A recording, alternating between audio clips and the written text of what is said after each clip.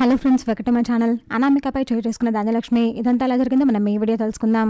ఇంకా అనామిక అయితే అందరి ముందు ఇలా అంటుంది, అవును అదంతా నేనే చేశాను, అప్పు కళ్యాణ్ నేనే ఎరికించాను, అయితే ఏంటి సో వాట్ అని గట్టిగా అరుస్తుంది.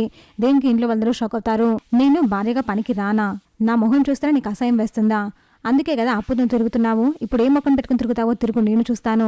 మీరిద్దరు ఎప్పుడెప్పుడు దొరుకుతారా, ఎప్పుడెప్పుడు ఇరికిద్దామా అని వెయిట్ చేస్తూ ఉన్నాను. కరెక్ట్ టైంకి మీరు దొరికారు లాడ్జ్ లో. నేనే నా వాళ్ళతో మాట్లాడి మీ రూమ్ గడియ పెట్టించాను. మీడియా వాళ్ళకి నేనే ఫోన్ చేసి రప్పించాను. మీ బండారం అంతా బయట పెట్టాను. మీ ఇద్దరి గురించి ప్రపంచం మొత్తం తెలిసేలా చేశాను. ఇప్పుడు మీ ఇద్దరు బయట తిరిగినా కూడా ప్రపంచం ఊరుకోదు. అప్పుడైనా మీరు అప్పుతో తిరగడం మానేస్తారు.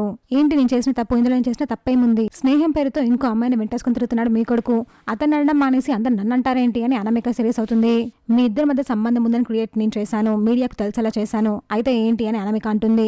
ఇంకా ధాన్యలక్ష్మి కోపం వచ్చి అనామికపై చేసుకుంటుంది. అది చూసి ఇంట్లో అందరూ షాక్ అవుతారు. చూసాక ఫ్రెండ్స్, మరి ఏం జరగబోతుందో. ఇలాంటి జెన్యూన్ అండ్ రెగ్యులర్ అప్డేట్స్ కోసం మా వీడియోకి లైక్ చేసి ఛానల్ సబ్స్క్రైబ్ చేసుకోండి.